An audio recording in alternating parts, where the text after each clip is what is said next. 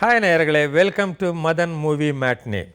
லேட்டஸ்ட்டாக நான் பார்த்த படம் மீன் குழம்பும் மண்பானையும். ஏன்னா ஒரு வித்தியாசமான ஒரு ஜாலியான தலைப்பு தான்.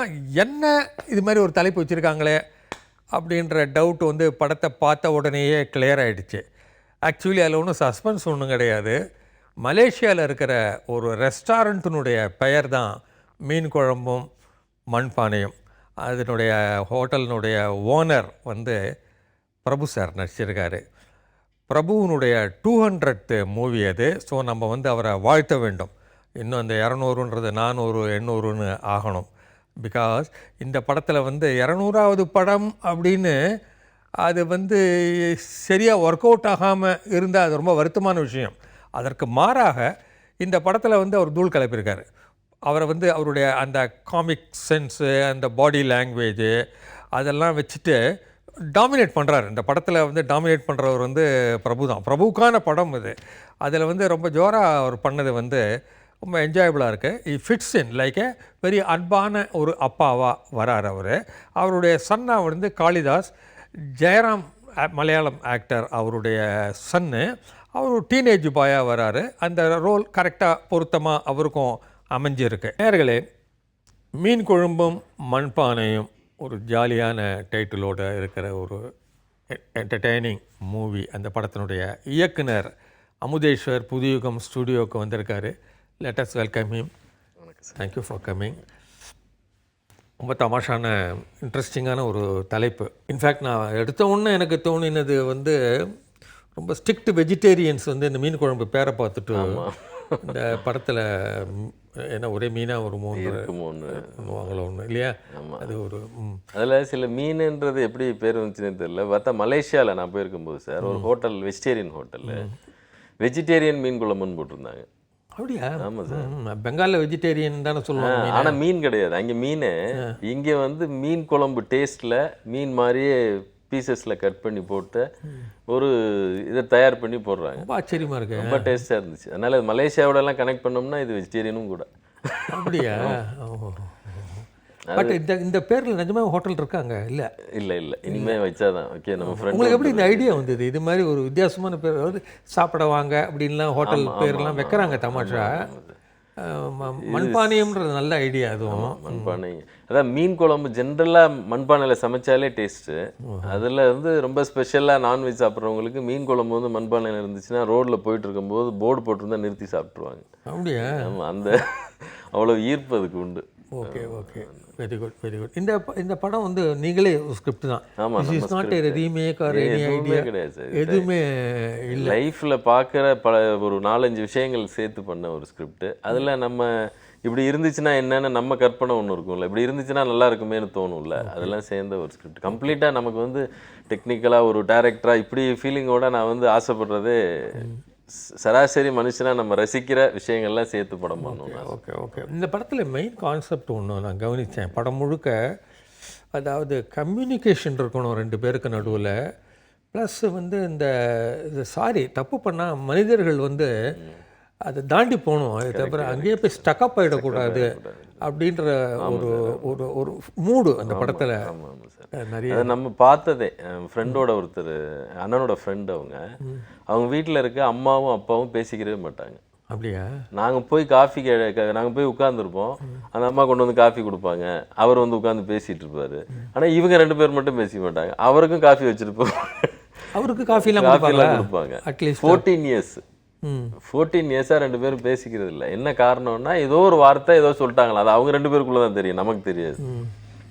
இது வந்து வீட்டில் இருக்க பையனாக இருக்க இவருக்கு எவ்வளோ பெரிய டார்ச்சராக இருக்கும். அதனால் ஜென்ரலாக நம்ம வந்து இதில் சொல்ல வர விஷயமே அந்த நீங்கள் இப்போ சொன்ன விஷயம்தான் சார். பட் இந்த படத்தில் எனக்கு இந்த படம் பார்க்கும்போது தோணின இன்னொரு விஷயம் என்னென்னா, இந்த ஹோல் மூவி ரொம்ப சீரியஸாகவும் எடுத்துருக்க முடியுமோன்னு. ஆமாம், சீரியஸாக எடுத்துருக்கலாம் இல்லையா? ஆமாம். நீங்கள் வந்து அவங்க பேசாமல் இருக்கிறதுனுடைய பின்னணி, பேசாமல் இருக்கிறதுனால ஏற்படக்கூடிய பிரச்சனைகள், ஒரு அப்பா ஒரு மகன் அப்படின்னும்பொழுது ஒரு ஆடியன்ஸ் மத்தியில் ஒரு கோபத்தையும் ஏக்கத்தையுமே என்ன இது மாதிரி பேசாமல் பண்ணிகிட்டு இருக்கீங்கன்னு கோபம் வரக்கூடிய அளவுக்கு பண்ண முடியும்.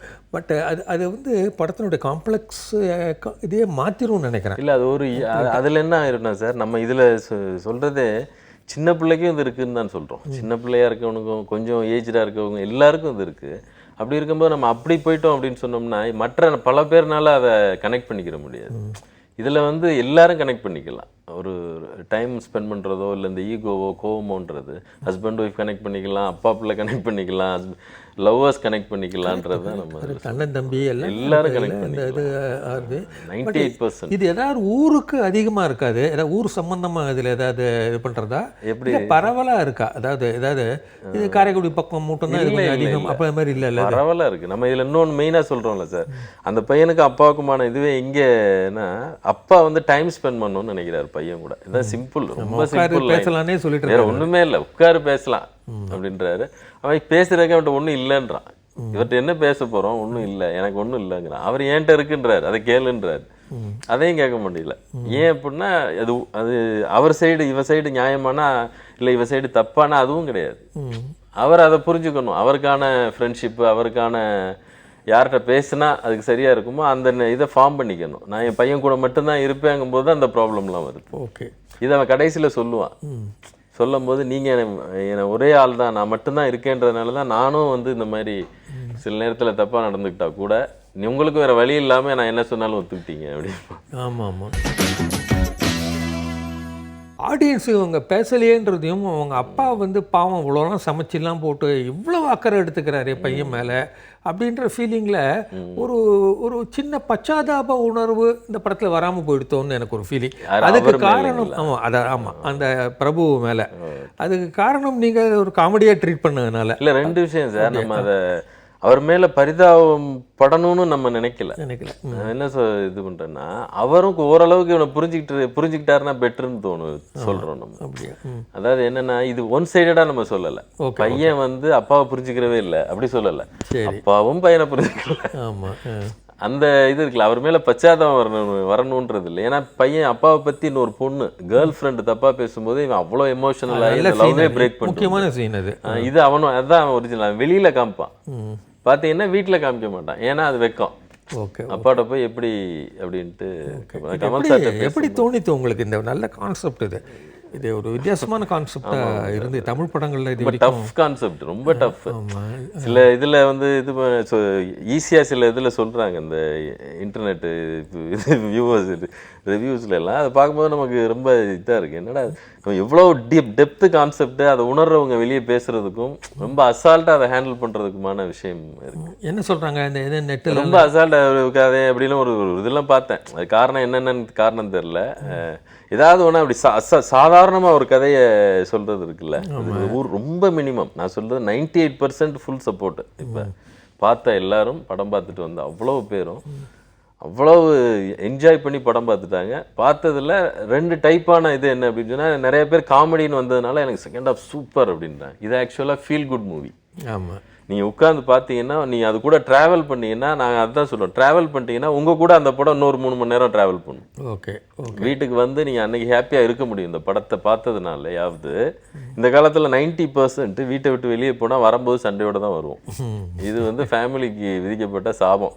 சிட்டியில் ஏதாவது ஒரு காரணம் இருக்கும், சாப்பாடு காரணமாக இருக்கும், இல்லை காரில் வரும்போது யாரையாவது இடித்து அவன் கூட சண்டை போட்டுருவோம், இல்லைன்னா இப்போ பசங்க கேட்டதை வாங்கி கொடுக்க முடியாமல் போயிடுவோம், இல்லை படத்துலேயே நமக்கு ஏதாவது இந்த படத்துக்கு நான் வேணான்னு சொன்னேன் இதெல்லாம் இருக்கும். இதில் நமக்கு வந்து வெளியில் சொன்ன ஃபேமிலி சொன்னதே நான் சொல்கிறேன், நான் வந்து இன்றைக்கி தாங்க முதல்ல வீட்டுக்கு சந்தோஷமாக வந்தோம் குடும்பத்தோடு அப்படின்னு சொல்கிற.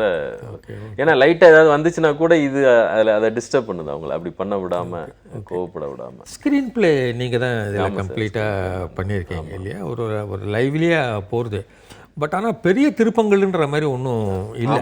இந்த படத்துக்கு தேவைப்பட்ட மாதிரியும் தெரியல அது. But at the same time உங்களுக்கு ரொம்ப ட்ராமாட்டிக்கான திருப்பங்கள். இந்த கதையை சொல்லும்பொழுது இந்த கதையில் ஒன்றும் பெருசாக நடக்கலையே, அவங்க அப்பா பையனுடைய ஒரு அண்டர்ஸ்டாண்டிங், ஒரு புரிதல் இல்லாமல் இருக்கிறது இது மட்டும்தானே இருக்கு. இல்லை, இந்த இன்டர்வல் பிளாக் தான் ரொம்ப முக்கியமான திருப்பமாக நம்ம பார்க்குறோம். செகண்ட் ஹாஃப் வந்து டோட்டலாக உங்களுக்கு கம்ப்ளீட்டாக மாறிடுது இல்லை இதனால, இந்த திருப்பத்தினால. ஓகே, அந்த திருப்பம் இன்டர்வல் உங்களுக்கு ஒரு சின்ன இதை கொடுத்துருவோம்ல, அடுத்து என்ன நடக்கும்னே தெரியாது. அடுத்த ட்ராவல் வந்து எல்லாமே ஃப்ரெஷ்ஷாக தான் இருக்கும். நம்ம மேக்ஸிமம் கணிக்கலைன்னு சொல்கிறாங்க, எனக்கு தெரியல. அவங்க எப்படி செகண்ட் ஆஃப் என்னென்ன நடக்கும் அடுத்துன்றத ஆமாம். கணிப்புக்கு உட்பட்டு இல்லை, எல்லாமே ஃப்ரெஷ்ஷாக இருக்குது அப்படின்னு. ப்ளஸ் நான் தேட்டரில் வரும்பொழுது இந்த படத்தில் வந்து ஃபர்ஸ்ட் ஆஃப் செகண்ட் ஆஃப் நிறைய பேசினாங்க. ஆமாம், ஐ டோன்ட் பிலீவ் இன் அது வந்து ஃபர்ஸ்ட் ஆஃப் செகண்ட் ஆஃப். உங்கள் படத்தில் வந்து அது first half second half, second ஆஃப்ல காமெடி ரைஸ்டாக இருக்கிறதுனால அதை கம்பீட் பண்ணி பேசுகிறேன். அது இருக்குது. அது ஃபர்ஸ்ட் ஹாஃபில் கொஞ்சம் நம்ம நிதானமாக போகிற இதுன்றது சொன்னாங்க.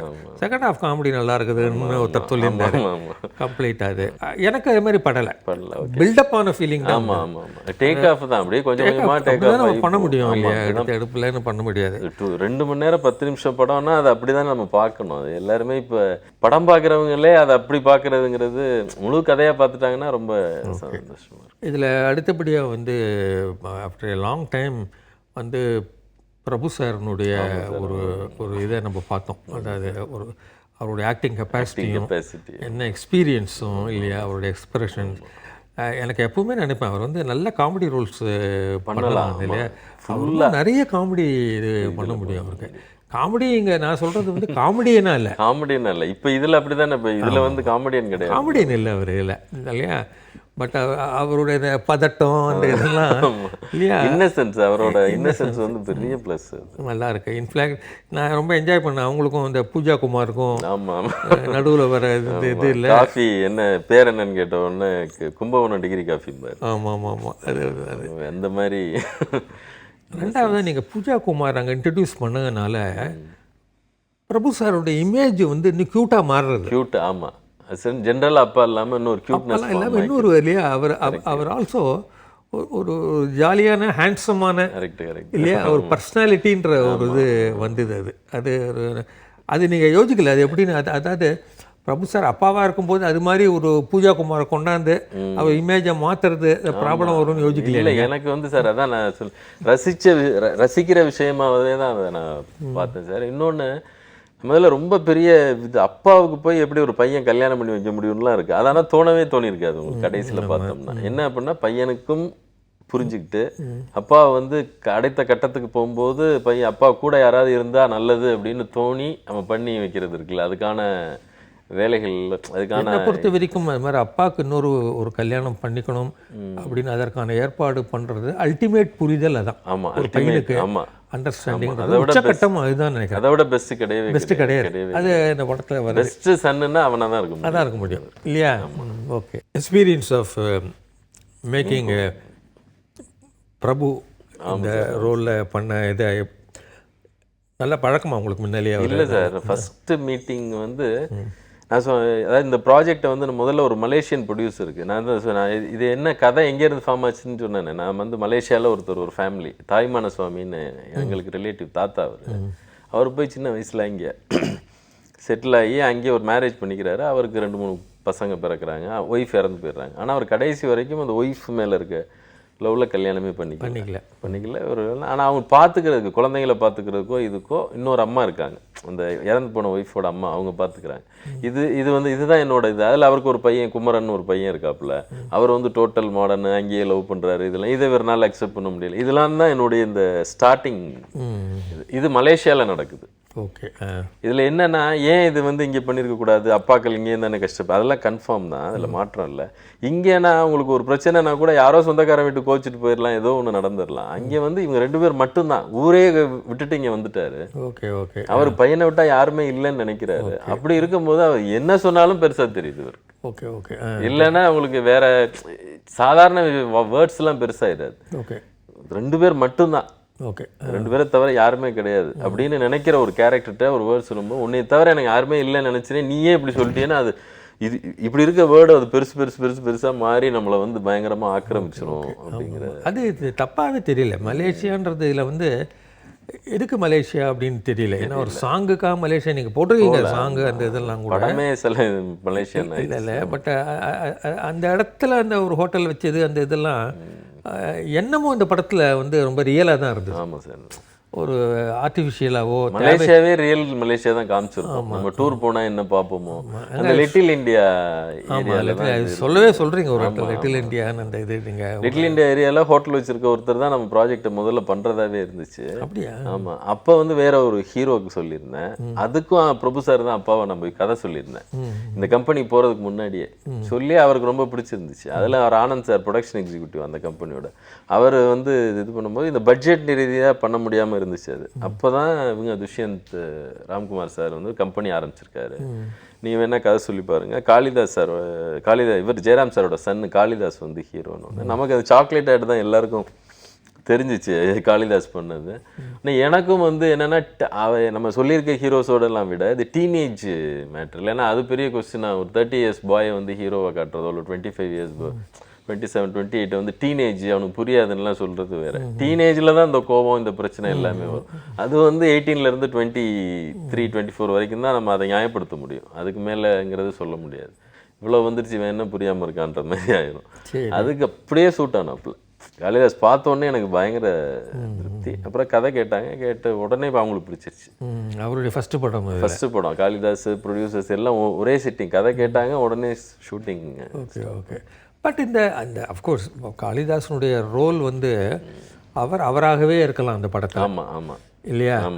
டீனேஜ் பாயாவே ஒரு டீனேஜ் பாயா இதை வச்சு அவருடைய ஆக்டிங் கெப்பாசிட்டியை ஜட்ஜ் பண்ண முடியல என்னால் செகண்ட் ஹாஃப்ல.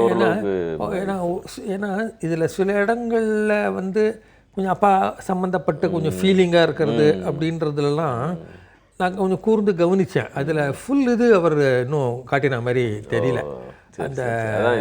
அந்த எமோஷனல் சீன்ஸ் எல்லாம் ஒரு பவர்ஃபுல் சேலஞ்சிங் இதை கொடுத்தாக்கா அவரால் பண்ண முடியுமா அப்படின்றது ஃபியூச்சர் இதுதான். நீங்கள் தான் ஒரு திறமை கூட இருந்து பார்த்துருக்கீங்க. சொல்லுங்கள். இல்லை அது பண்ணிடுவாப்ல. உங்களுக்கு செகண்ட் ஆஃப் சேஞ்ச் ஓவர் வந்து டக்குன்னு ஓரளவுக்கு அடாப்ட் பண்ணிவிட்டு அதுக்கேற்ற மாதிரி ட்ராவல் பண்ணி நம்ம டப்பிங்லாம் அதுக்கேற்ற மாதிரி வாய்ஸஸ்லாம் கொஞ்சம் சேஞ்ச் பண்ணி டப்பிங் கெப்பாசிட்டி ரொம்ப ஸ்ட்ராங்காக இருக்குது அவருக்கு. அது ஒரு பெரிய ப்ளஸ். ஆர்டிஸ்டாக தெரியும், ஜென்ரலாக ஆர்டிஸ்ட் தெரியல டப்பிங் இது ரொம்ப நேச்சுரலாக. அதான் ஏன்னா நிறைய ஆர்டிஸ்ட் வந்து அங்கே கஷ்டப்படுவாங்க. எப்படி சூஸ் பண்ணீங்க கரெக்ட் வாய்ஸ் அவர் இதுன்னு? அதான் கொஞ்சம் கொஞ்சமாக அப்படியே பேசி கொஞ்சம் கரெக்ட் பண்ணிட்டோம். ஓகே ஓகே சரி. அவர் பிரபு சார் வந்து பயங்கர, எனக்கு ஃபஸ்ட்டு படம் அப்படி ஃபஸ்ட்டு டே அவரை வச்சு தான் ஃபஸ்ட் ஷாட் எடுக்கிறேன். ஃபேமிலி சாரோட ஃபேமிலி எல்லாரும் வந்திருந்தாங்க. முதல் ஷாட் அந்த வெற்றிவேல் முருகனுக்கு அரோகரா அவர் கும்பிடுவார்ல அந்த வீட்டுக்குள்ளே அதான் ஃபஸ்ட் ஷாட் எடுத்தோம். ஒரு ரவுண்ட் ட்ரைலி ஷாட்டு அது எடுத்து அவ்வளோ கம்ஃபர்ட்னஸை கொடுப்பார். எடுத்த உடனே ஒரு டைரக்டராக ஃபஸ்ட் படம் நம்ம எக்ஸ்பீரியன்ஸ் இருந்தாலும் என்ன இது இருந்தால் கூட டைரக்டராக ஃபஸ்ட் படம்ன்றதுக்கு ஒரு அதுக்கான எந்த அழுத்தத்தையுமே அவர் கொடுக்க மாட்டார். அவர் சீனியர் ஆர்டிஸ்ட்டுங்கிற அந்த அழுத்தம் கொடுக்காம இருக்கதே பெரிய ரிலாக்ஸேஷன். ஆமாம், அவர் வந்து பேரண்டல் கைடன்ஸ் அது மாதிரி தான். அது மாதிரி அவர் ரொம்ப என்ஜாய் பண்ணி நடிச்சிருக்காரு இந்த படத்தில். ஹாப்பி அவருக்கு. அதுதான் நான் சொல்ல வந்தேன். படத்தை பார்த்தும்போது பிரபு சார் வந்து இன்னும் நிறைய இது மாதிரி காமெடி கலந்த ரோல்ஸ் எல்லாம் பண்ண முடியும். அதுக்கு கதை எழுதணும் இல்லையா? அவருக்குன்னே எழுதலாம். ஆமாம், அது இந்த படம் இப்போ பார்த்துட்டு இனிமேல் அது நடக்கும்னு நான் நம்புகிறேன். அப்படியா? ஆமாம் ஆமாம். Because we can't waste. ஆமாம், பயங்கரம் செம்ம ஆர்டிஸ்ட். அதாவது ஒரு எந்த ரியாக்ஷன்னாலும் ஒரு செகண்டில் பட்டுன்னு மாறும். என்ன பிளட் சார் ஓடுறது சாதாரண விஷயம் இல்லை. ஆமாம், அது வந்து நமக்கு தெரிஞ்சிச்சு. எனக்கே ஆசையாக இருக்குது தனியாக ஒரு படம் அவரை வச்சு ஹீரோவை பண்ண முடியும் சார். பண்ண முடியாது. அது ஐ திங்க் இப்போ டைம் தான். இந்த மாதிரி ஒன்லி ஹீரோ கிடையாது. கரெக்ட். இப்போ போயிடுச்சு கொஞ்சம், அதனால ஒன்று. பட் லேடிஸ் உங்கள் படத்தில் ரொம்ப வீக்காக இருந்தாங்க இதில். லேடிஸ் அளவு வீக்காக இருந்துச்சு. அளவு இல்லை, அவங்களுடைய பார்ட்டிசிபேஷன் அண்ட் இது வந்து ரொம்ப நாட் பவர்ஃபுல் கேரக்டர். பூஜா பூஜான்ற ஊர்வசியினுடைய இது ஓகே. அவங்க சைடு ஒரு ப்ராப்ளம் இருந்துகிட்டே இருக்கும். அவருக்கும் ஹஸ்பண்டுக்குமான ப்ராப்ளம். அதில் ஒரு ஈகோ கிளாஷ் நடந்துகிட்டே இருக்கும். அவர் ஹஸ்பண்ட் மீட் பண்ணும்போது அவங்க டச் பண்ணிட்டு வரும்போது ரொம்ப அழகாகவே இருந்தாங்க அவங்க. நிஜமாகவே ஆடியன்ஸ் ஆங்கிள்லேயே இல்லையா? ரொம்ப நல்லா டச் பண்ண, ஏன்னா கவர்ச்சியான முகம். ரொம்ப ஆர்டிஸ்டாகவும் சார் ஐயோ பயங்கரம். சான்ஸே கிடையாது. நம்ம ஒரு டயலாகை இதை விட பெஸ்ட்டாக ஒருத்தர் ப்ரெசென்ட் பண்ணவே முடியாதுன்னு தான் பண்ணுவாங்க. அப்படியா? சொல்கிற டயலாகே தான் ப்ரெசென்ட் பண்ணுவாங்க. அது அழகாக அதுக்கு ஏதாவது ஒரு சின்ன வேர்ட்ஸ் அப்படி கனெக்ட் பண்ணி ப்ரெசென்ட் பண்ணுவாங்க. அவ்வளோ நல்லா இருக்கும். ஓகே, லாங்குவேஜ் ப்ராப்ளம் இல்லையா? ஐ மீன் ஃபார் காளிதாஸ் அண்ட் ஊர்வசிலாம் எப்படி டைலாக் தமிழ் நல்லா பேசுகிறாங்க. தமிழில் 2 பேருமே. காளிதாஸுக்கு நீ ஒரு இடத்துல கூட ஸ்லாங் கூட வராது. இங்கேயே படித்து இங்கேயே வளர்ந்தவங்க தானே. Okay okay. ஊர்வசி மேடம் வந்து அவங்க இதில் நம்ம முழுசாக பழகிட்டோம். அவங்கள வந்து அவங்க என்ன பேசினாலும் அது அழகாகி போச்சு. அவ்வளோ பயங்கரமான ஆர்டிஸ்ட். இவங்க பூஜா குமார் கேரக்டர் தான் கொஞ்சம் ஃபுல்லும் புரியல. அது என்ன, வாட் இஸ் த கேரக்டர்? இல்லை, அது உங்களுக்கு சிம்பிளாகவே தான் காமிச்சிருக்கேன் சார். மாலான்னு ஒரு கேரக்டரு மலேசியாவில் டான் குரூப். அங்கே நிறைய பேர் நீங்கள் இங்கே இருக்க மாதிரி ரவுடிஸ்லாம் வந்து இந்த டான்ஸ் குரூப் வந்து கேஷுவலாக இங்கே இருப்பாங்கல்ல, அங்கேயே பச்சை கிச்செல்லாம் குத்திட்டு ஒரு ஜெர்கின் வேற மாதிரி தான் இருப்பாங்க மலேசியா, ஜப்பான் வரைக்கும். ஆமாம், அவங்க வேற மாதிரி. இந்தோனேஷியா மலேசியாலாம் வேற ஒரு இதில் இருப்பாங்க. நம்ம இதில் சொல்ல வர்றதே அப்படிப்பட்ட டானாக இருக்க ஒரு லேடி, அதுக்கு ஃபேமிலி கிடையாது, அவங்களுக்குன்னு ஒரு மாதிரியான இது இருக்கும். அவங்களுக்கு திடீர்னு பார்த்தா இவரை லவ் பண்ணுறாங்களாங்கிறது கூட அவங்களுக்கு இது இல்லை. இவ்வளவு ப்ளசண்ட்டாக இவ்வளவு ஹோம்லியாக ஒருத்தரை பார்க்குறாங்க. அவர் டீ போட்டு வந்து கொடுக்குறது இதெல்லாம் முதல்ல ஹோட்டலில் டீ குடிக்கிறவங்க மாதிரி இருக்கவங்களுக்கு ஒருத்தர் வந்து அவ்வளோ ஒரு மாதிரி அந்த டீ கொடுக்குற தோரணை, அவர் பேசுறது இதெல்லாம் பார்த்தா அப்படி அவர் மேலே ஒரு பட்டுன்னு ஒரு அட்ராக்ஷன் அவங்களுக்கு கிரியேட் பண்ணுது. ஏன்னா இவங்க ஹார்டாக இருக்க ஒரு லேடினால இவர் கூட இருந்தால் நல்லா இருக்குமேன்னு தோன்ற விஷயம் இருக்குல்ல. அதுதான் ஒரு டானா அல்லது ஹார்டாக இருக்க ஒரு லேடிக்குள்ளே உள்ள ஃபீலிங்காக நம்ம சொல்கிறோம். அது நல்லா வந்தது. அந்த அந்த ஆஸ்பெக்ட் ரொம்ப நல்லா. காரில் போகும்போது உங்களுக்கு எக்ஸ்பிளைன் பண்ணுவாங்களே, அந்த 2 பேர் போகும்போது இவங்க எக்ஸ்பிளைன் பண்ணுவாங்க. ஆக்சுவலாக அந்த அவர் பையனாக இருப்பார் சார், அப்போ எக்ஸ்பிளைன் பண்ணுவாங்க. நான் வந்து எனக்கு அம்மா அப்பா யாரும் கிடையாது, நான் ஒரு அனாதை. அதை வச்சு தான் அந்த மேரேஜுக்கே அந்த பையன் சம்மதிக்கிறோம், அனாதை. ஆனால் என்னை யாராவது இறக்கமாக பார்த்தா கூட நான் ஒத்துக்கிறது இல்லை. அதை ஏன் அப்படின்னா இறக்கமாக பார்க்குறவங்கலாம் ஒரு பீரியடில் இறக்கணா மாறிடுறான். ஆரம்பிக்கிறது இறக்கம் தான் ஆரம்பிக்கிறானுங்க, அப்படி மாறிடுறாங்கன்ட்டு அவன் எக்ஸ்பிளைன் பண்ணியிருப்பாங்க ஃபுல்லாக. ஆமாம் ஆமாம், அது கரெக்ட். அந்த இது கரெக்ட். பட் அவர் எனக்கு எம்எஸ் பாஸ்கர் வந்து நீங்கள் காமெடி டானா காமிச்சதை விட அவரை நிஜமாவே ஒரு டானா காமிச்சு இவங்கெல்லாம் ஒரு காமெடி ஆங்கிள்லேயே அவரை பார்த்துருந்தாக்க இன்னும் தமாஷா வந்திருக்குமோ. அவரை சீரியஸாக ஆமாம், 2-3 ஆங்கிள் நான் திங்க் பண்ணது. அதாவது எப்பவுமே நீங்கள் பார்த்தீங்கன்னா சாப்ளினே அவர் காமெடியே பண்ண மாட்டார், ரொம்ப சீரியஸாக தான் போய் தடிக்க விடுவார். நம்ம தான் சிரிக்கிறோம் இல்லையா, பாவமாக இருக்கும், பேண்ட் சரி பண்ணிட்டு நடப்பார். அது மாதிரி இவர் வந்து ஒருத்தன் சீரியஸ் டானா இருக்கான், பட் ஜனங்க சிரிக்கிறாங்க. ஆமாம், இது அப்படி தானே சார் இருப்பார் அவர். இவர் எம்எஸ் பாஸ்கராக இருக்கிறதுனால அதனால உங்களுக்கு அப்படி தோணுதோ? சரி சரி. ஆனால் ஆக்சுவலாக ஒரு சீரியஸ் டான் பெஸ்ட் ஆக்டர். இந்த ஆக்டிங்கை நம்ம கொடுக்க முடியுமா ஒரு சீரியஸ் கேரக்டர்னாலன்னு தெரியல. அதனால ஏன்னா இவரை பார்த்து இவர் பயங்கர சீரியஸாகவே தான் பேசுவார். நான் மலேசியாவே கட்டி ஆண்டேன் பாரு, இவர் பேசுறதெல்லாம் அது காமெடியாக அவர் காமெடியாக பார்க்குறேன். அதனால அந்த பிரச்சனை கொஞ்சம் இருந்தது. அது ஃபுல் வில்லனாவே ஒருத்தர் இருந்து அவர் காமெடியாக இருந்தது. கூட இருக்கிறவங்கலாம் வேற செம்ம டானோட அடியாட்கள்லாம் வேற இருக்காங்கல்ல அதில். அப்புறம் அதாவது ஒரு புதுமுகமே போட்டுருக்கலாமோன்னு பட்டுது எனக்கு டான் கேரக்டர். ஆமாம், அந்த டான் இதை வந்து ஒரு ஃபன்னியாக வருது. அவர் ரொம்ப சீரியஸாகவே எடுத்துக்கிறாரு தானே. அதை வந்து ஓரளவுக்கு தளபதி தினேஷ் நீங்கள் சொல்கிற இதில் இருப்பார், மாஸ்டர் பக்கத்தில். அவருக்கு சீரியஸாக பயங்கரமான நல்லா இருப்பார். ஆமாம் ஆமாம், அவர் காமெடியில் இருப்பார். சாங்கினுடைய பீட்டு கீட்லாம் நல்லா தான் இருந்துச்சு, மியூசிக்லாம் ஒன்றும் குறையா ஒன்றும் இல்லை. ஆனால் இமானியான் ரொம்ப எக்ஸ்பெரிமெண்ட் பண்ண மாட்டேங்கிறாரு இன்ஸ்ட்ருமெண்ட்ஸ்லையோ இதுலேயோ. இல்லை, ரொம்ப அக்காம்ப்ளிஷ்டு மியூசிஷியனாக இருக்காரு அவர். இல்லை, அதுக்கான இதுக்கு அடுத்த சேஞ்சுக்கு வந்துகிட்டு இருக்காரு சார். அவர் என்னன்னா இப்போ சினிமாக்குன்னு ஒரு ஸ்ட்ரக்சர் ஒன்று ஃபார்ம் ஆகிருக்குல்ல சார், நிறையா வந்து எதிர்பார்க்குறாங்கன்றது இல்லை ப்ரொடியூசர்ஸ் இதுக்கு வந்து சினிமாவை காப்பாற்றுறதுக்குன்னு சில டெக்னீஷியனில் இம்மான் சார் ஒருத்தர். அப்படியா? ஒரு டெஸ்டிங்னு அவருக்கு போகிற காலகட்டம் அவர் டைம் எடுத்துக்கிட்டு போகலான்னு இருக்காரு. இனிமேல் போக ஆரம்பிப்பார் கொஞ்சம் கொஞ்சமாக. படங்களை குறைச்சிக்கிறணும், ஏன்னா படங்களை அவர் குறைச்சிக்கிறார் இப்போ. ஏன்னா அதுக்கு டைம் ரொம்ப தேவைப்படுது. இப்போ ஒரு வருஷத்துக்கு 2 படம் தான் பண்ணுவேன். அவர் சுற்றி நாங்கள் போய் ஒரு ப்ரெஷர் கொடுக்குறோம், அப்போ 7 படம் இருக்குது அவர் கையில். ஓஹோ, அப்படியா? எப்படி ஜஸ்டிஸ் பண்ண முடியும்? அதுக்கு அவ்வளோ கஷ்டப்பட்டு ஒர்க் பண்ணுறாரு. ஆனால் நீங்கள் பார்த்தீங்கன்னா ராஜா சார் மாதிரி மார்னிங் வருவார் ஆஃபீஸ்க்கு, வந்தாருன்னா ஈவினிங் அவர் வீட்டுக்கு போகிற வரைக்கும் அங்கே 9 மணி வரைக்கும் அங்கே தான் இருப்பார். ஆஃபீஸ் பாய் கூட்டிகிட்டு போய் சாப்பிட போயிடுவான். ஓஹோ, அவர் உள்ளேயே சாப்பிட்டுட்டு அங்கேயே உட்காந்துருப்பார். ஐயோ, பயங்கரமாக ஒர்க் பண்ணுவார். ஐயோ, பண்ணக்கூடாது சார் அது மாதிரி. இல்லை, இப்போ அடுத்த கட்டத்துக்கு அவர் கொஞ்சம் கொஞ்சமாக செலக்டிவாக அப்போ தான் நிறைய திங்க் பண்ண முடியும். அவருக்கு பயங்கர கேபபிள், அதில் ஒன்றும் மாற்றம். நோ டவுட்டை போட்டுட்டு அவர். பட் ஆனால் அடுத்த கட்டம் போலியேன்றது என்னமோ ஒரு ஃபீலிங் இல்லை இனிமே போக ஆரம்பிச்சிருவோம் நாங்கள் நம்ம பேசின மூலமாக அவருக்கும் போய் சேரட்டும் அது அப்படின்னு தான் நான் நினைக்கிறேன் மாதிரி. அது வந்து பிரமாதமாக ஒரு அது கேமரா யார் ஒர்க் பண்ணது? லக்ஷ்மண் வந்து வெனிலா கபடி குழு பண்ணாப்புல. அதுக்கப்புறம் நிறைய படங்கள் 7-8 படம் பண்ணி ஒரு மசாலா படம்னு ஒரு படம் டைரக்ட் பண்ணி பண்ணார். பண்ணிட்டு இந்த படத்தில் நமக்கு ஓரளவுக்கு ஃபேண்டசியாக கலர்ஃபுல் சினிமோட்டோகிராஃபராக நம்ம கூட மலேசியா ட்ராவல் பண்ணார். இந்த படத்தில் இன்டெலிஜென்ட்டாக நீங்கள் ஒரு காமெடி ட்ராக் காமெடியனே போடல.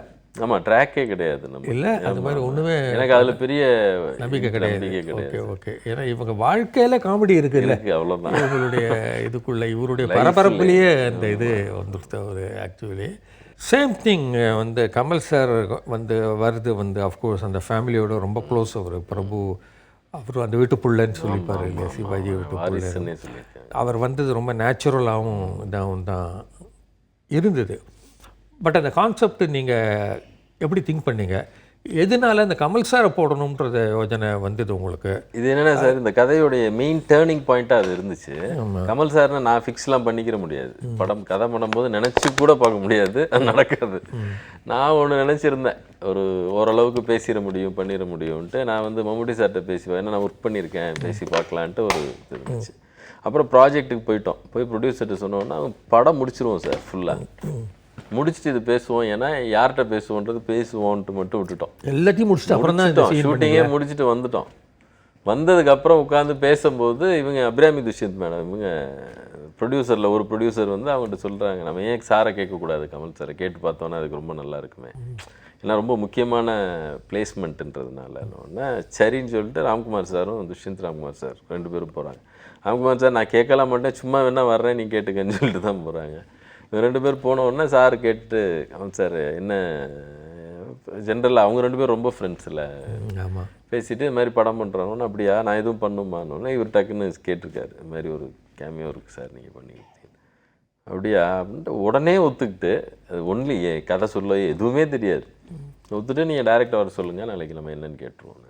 நீங்கள் போய் மீட் பண்ணிட்டீங்க? நான் போய் மீட் பண்ணிட்டேன். பண்ணும்போது எப்படி இருந்தாலும் நம்ம ஃபஸ்ட்டு போய் மீட் பண்ணும்போது என்ன நம்மனே தெரியாமல் போயிடக்கூடாது, அது எடுக்க தெரியுன்றதை அது காமிக்கணும்லன்ட்டு ஒரு 1/2 hour ஃபுட்டேஜ் எடுத்துகிட்டு போய் காமிச்சு பார்த்துட்டு நல்லா இருக்குன்ட்டு பண்ணிட்டு அப்புறம் இதை சொன்னோம், ஸ்கிரிப்ட் சீன்ஸ்லாம் சொன்னோம்.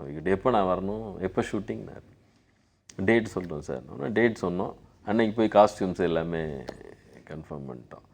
அப்போ என்ன காஸ்டியூம் போடலாம் அப்படின்னு அவரே டக்குன்னு கேட்டார், இந்த ஆண்டவன் கட்டளை இல்லை சிவாஜி சார் போட்டு வருவார்ல, அது நல்லா இருக்கும் அப்படின்னு. அது எங்களுக்கு ரொம்ப சார் நான் டக்குன்னு அது சிங்க் ஆயிடுச்சு. உடனே அது போட்டு பார்த்தா அது ரொம்ப நல்லா இருந்துச்சு சார். அப்புறம் எப்போ வரணுன்னாரு, டேட் சொன்ன உடனே என்ன டைம் எப்போ ஷூட்டிங் ஆரம்பிங்கன்னாரு. இல்லை சார் நீங்கள் எப்போ வரணுன்னாரு, நீங்கள் வர்ற எப்படி வாங்க சார்னு சொன்னோம். இல்லை நீங்கள்லாம் எப்போ போவீங்கன்னாரு. நாங்கள் 7:30க்கு போகிறோம் சார், நான் 8க்கு வந்துடுறேன் அப்படின்னு. 8க்கு ஷார்ப்பாக உள்ளே வந்தார். 8:10க்கு ஸ்பாட்டுக்கு வந்தார். ஈவினிங் 6:20 வரைக்கும் ஸ்பாட்டில் இருந்தார். ஒரே நாளில் எடுத்துட்டோம். ஒரே நாளில் எடுத்துட்டோம் கம்ப்ளீட்டாக. பட் எனக்கு தோணின ஒரு ஃபீலிங், அது வந்து அஃப்கோர்ஸ் டைரக்டருடைய டெசிஷன்றது வேறு, சரி அதில் நான் தலையிடக்கூடாது.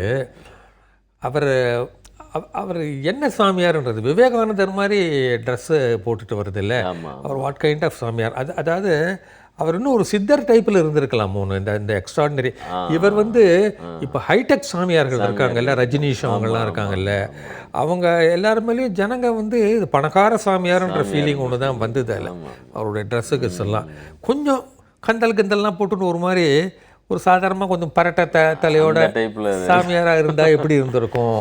அதுவும் நல்லா தான் இருக்கும் இல்லை, அது ஒரு டைப்பான. பட் அவருக்கு பவர் இருக்கு, ஜனங்க இது புரிஞ்சிக்காம இல்லை, ஃபேண்டசி பிக்சர் இருக்குல்ல, நம்ம கொஞ்சம் லூஸ் மாதிரி பிஹேவ் பண்ணுறது. But he has got extraordinary powers இல்லை, அப்படி பண்ணியிருக்கலாமோ? இல்லை அதான் அவர் வந்து அந்த ஃபேமிலி கூட கனெக்ட் பண்ணுறது. இப்போ இவங்க இருக்காங்கல்ல சார், கொஞ்சம் கமல் அப்படிலாம் காட்ட முடியாது. கமல் வரும்போது கம்பீரமாக சின்மயானந்தா இவங்க சாமி இவங்கெல்லாம் இருக்காங்கல்ல, இவங்க வந்து ஃபேமிலி ரிலேஷன்ஷிப் எல்லாம் அவங்க டேக்கிள் பண்ணுறாங்க. இப்போ சித்தர்கள் வந்து அந்த மாதிரி இருக்கிறது இல்லை, ஜென்ரலாக ஆசீர்வாதம் பண்ணுவாங்க, இந்த இதில் இருக்காங்கன்றது. அது போக சித்தர்கள்லேயே தகுந்த மாதிரி நீங்கள் எழுத முடியாது அவங்களால, அது பண்ணலாம். இல்லை சித்தர்கள்லேயே பார்த்தீங்கன்னா டிரான்ஸ்ஃபர்மேஷன் சித்தர்களோட குவாலிட்டியாக இருக்குது. அவங்க பிக்கு எந்த உடம்புக்குள்ளே எப்போ இருப்பாங்கன்னே சொல்ல முடியாதுன்றாங்க. 1.5 லட்சம் வருஷம் இருந்திருக்காங்கன்றாங்க. இவர் கரூர் சித்தர் இங்கே பிறந்தாருன்றாங்க, அவர் ஒரு பிஸ்னஸ் மேனாக கூட இருக்கலான்றாங்க. ஓகே ஓகே, அதாவது இங்கே இருக்கும்போதே அங்கேயும் இருப்பார், அங்கேயும் இருப்பாருன்றாங்க. இப்போ அவர் இப்போதைக்கு அவர் தேவை வந்து இதில் இருந்தால் கரெக்டுன்னு நினைக்கிறாரோ அந்த மனுஷனாக இப்போ இருப்பாருன்றாங்க. அந்த அந்த இது இருக்குது. இவர் மேடையில் பெரிய மேஜிஷியன் லெவலில் இருந்தார். புரியல, ஒரு விவேகானந்தர் மாதிரி ரொம்ப ரிச்சான சாமியாருன்றது எனக்கு கொஞ்சம் நெருடித்து. ஓ சரி சரி சரி, அவ்வளோதான், வேற ஒன்று. இது சும்மா ஒரு ஒப்பீனியன், அது தப்பு இல்லை. அது அது மற்றபடி அவருடைய ஆக்டிங் இந்த இதெல்லாம் பற்றி அவர் பேச அந்த வார்த்தை ஆரம்பிச்சதுலேருந்து அது வேறு மாதிரி அப்படியே மாறி. ஆமாம், அப்புறம் எஸ்டாப்ளிஷஸ் அந்த அவருடைய இதனால் அந்த மாற்றுறது அந்த அந்த இந்த இது செம்ம கிளாப்ஸ் தியேட்டரில் அந்த பாத்ரூம் மாற்றின்றது அது நம்ம ஸ்கிரிப்டில் எழுதியிருந்தோம். ஏன்னா நான் அதை ரொம்ப சீரியஸான இஷ்யூவாகவே நம்ம சொல்லலை. அதை வந்து ஒரு என்ன சொல்கிறது, அந்த இஷ்யூவே வந்து மீடியமாக யூஸ் பண்ணிக்கிட்டோம், அவ்வளோதான் கதைக்கு. ஆமாம் ஆமாம், அவருடைய பாத்ரூமில் நான் போய் குளிச்சுட்டேன் கடைசியில் உலகநாயகன். ஆமாம், அதெல்லாம் நல்ல ஃபினிஷ், அது அவருக்கு ஒரு நல்ல அழகான ஃபினிஷ். ரொம்ப டீசெண்டாக யூஸ் பண்ணிருக்கீங்க கமல் சாரை இந்த படத்தில், அது ஒன்று சொல்லணும். பட் அந்த லாஸ்ட்டில் இருந்த அந்த ஸ்லாப்ஸ்டிக் ஐடியாஸ்லாம் வருது பாருங்கள், அது வந்து படம் முழுக்க இன்னும் காமெடி இது நிறைய இருந்ததுனாக்கா இந்த எனக்கு அதான் நான் சொன்னேன் சார், சீரியஸ் படம் கூட ஒரு பாசம், அந்த பாசம் மலருடைய இன்ஃப்ளூயன்சஸ் ஒன்று காட்ட வேண்டியிருந்தது. அது இருந்தே ஆக வேண்டியது, இல்லைன்னா ஃபுல் காமெடி ஃபில்மா. இப்போவே நிறைய பேர் அந்த ஃபீலிங் இருக்குது இல்லை, அப்படி போயிடக்கூடாது. நான் ரொம்ப சீரியஸாக அப்பா பையன் மேட்டர் சொல்லிட்டு இருக்கோம். இந்த மெயினாக அந்த மனசுக்குள்ளே இருக்க ப்ராப்ளமை கிளியர் பண்ண சொல்கிறோம். வெளியே வரும்போது வெறும் காமெடி மட்டும் போயிடக்கூடாதுன்றதுல வேற எனக்கு ஒரு பெரிய இருந்தது.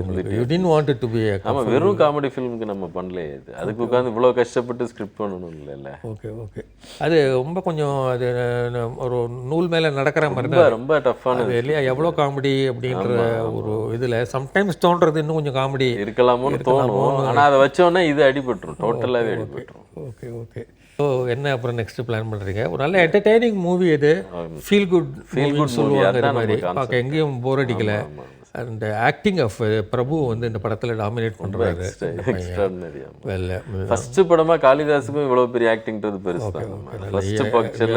Improve and become a better actor, அதை பற்றி ஒன்றும் டவுட்டே இல்லை. இந்த படத்தில் நல்ல திறமை நீங்கள் காமிச்சிருக்கீங்க இந்த படத்தில். இந்த படம் ஒரு என்டர்டெய்னிங் இது. ஒரு மேபி உங்களுக்கு எக்ஸ்பீரியன்ஸ் இன் சினிமா இருந்திருக்கே தவிர, உங்களுடைய முதல் படம்ன்றதில் வந்து நீங்கள் நல்ல தைரியமாக ஹேண்டில் பண்ணி ஒரு முழுமையான ஒரு ஜாலியான ஒரு படம் தான் அது. இதில் பிகாஸ் ஆஃப் முக்கியமான இது பிரபுவனுடைய ஆக்டிங். இதில் பெரிய support, production support, producer support வந்து இந்த செகண்ட் வரைக்கும் ஒரு இடத்துல கூட அப்படி இப்படி மாறாமல் ஃபுல் கான்ஃபிடென்ஸ் இருந்துச்சு. அப்படியா?